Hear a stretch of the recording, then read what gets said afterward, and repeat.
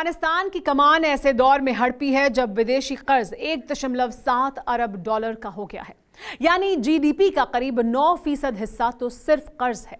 ये भला तालिबान कैसे चुकाएगा?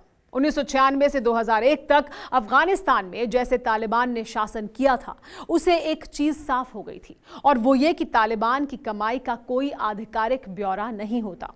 पिछले 20 सालों से तालिबान सत्ता से बाहर है। इस दौरान तालिबान की कमाई सिर्फ गैर कानूनी धंधों से ही होती रही, लेकिन अब तालिबान के हाथ खजाने की चाबी लग गई है। देखिए टेली सीरीज का ये एपिसोड, खजाना, टेररिस्ट ट्रेजर।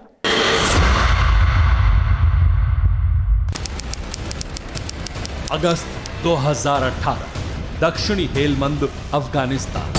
अफगानिस्तान में अमेरिका के सबसे बड़े मिलिट्री ठिकाने बगराम के अंदर 5 दिनों से हलचल तेज थी।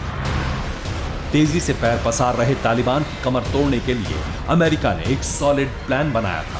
बगराम के कंट्रोल रूम ने हमले का सिग्नल दिया और एक के बाद एक सैकड़ों जगहों पर ड्रोन से बॉम्बिंग शुरू कर दी। सिर्फ 25 दिनों में अमेरिका ने 400 से 500 बिल्डिंग पर बारूद बरसाए। इनमें से आधे से ज्यादा सिर्फ हेलमंद स्टेट के दक्षिण में।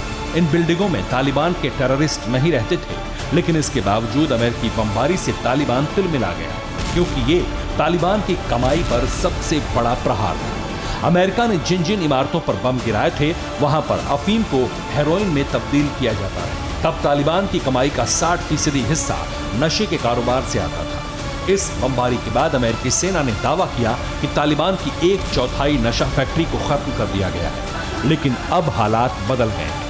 अब अफगानिस्तान पर तालिबान का कब्जा हो चुका है। इसलिए ये सवाल उठने लगे हैं कि तालिबान को कितना बड़ा खजाना हाथ लगा है। तालिबान अब किस किस तरीके से पैसा कमाएगा? तालिबान की टकसाल से क्या अफगानिस्तान का पेट भर जाएगा? और सबसे बड़ा सवाल कि आज की तारीख में तालिबान के पास कितनी दौलत है? इन सवालों का जवाब छिपा है यूनाइटेड नेशंस की एक रिपोर्ट में। जून 2021 में सामने आई इस रिपोर्ट में दावा किया गया है कि साल 2011 तक तालिबान का सालाना रेवेन्यू $300 मिलियन था, जो 2021 तक $1.5 मिलियन पहुंच गया है।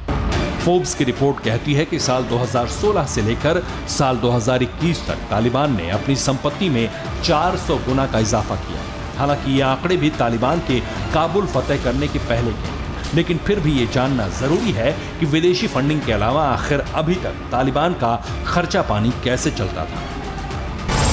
अफीम बेचने के अलावा तालिबान अफीम की खेती करने वाले किसानों से 10% उत्पादन टैक्स लेता है। इसके अलावा लैब्स और व्यापारियों से भी तालिबान टैक्स वसूलता है। टेलीकॉम और मोबाइल फोन ऑपरेटर्स से भी कमाई करता है। गनी सरकार के दौरान भी तालिबान हर साल बिजली बेचकर करीब 14 करोड़ रुपए कमाता था।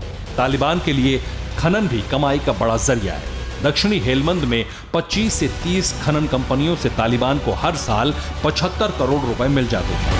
हेलमंद के अलावा पूरे अफगानिस्तान के खनन पर तालिबान डाका डालकर करीब 350 करोड़ रुपए सालाना जुटा लेता था। तालिबान के लड़ाकों को अगर गाड़ी, हथियार और गोला बारूद चाहिए तो वो किसी पुलिस पोस्ट पर हमला करके हासिल कर लेते। अब बात करते हैं विदेशी फंडिंग की।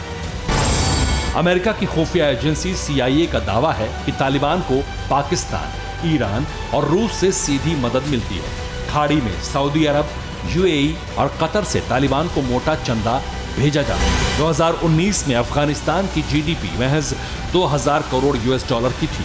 ये तुलनात्मक रूप से बहुत कम है और तालिबान के राज में यह आंकड़ा और गिरेगा। तालिबान की झोली में तो सोने चांदी के सिक्के खनकते रहेंगे, लेकिन एक आम अफगानी नागरिक के लिए ये वक्त किसी आपदा से कम नहीं है। फिक्र आपकी, सोमवार से शुक्रवार रात 9 बजे सिर्फ TV9 भारतवर्ष पर।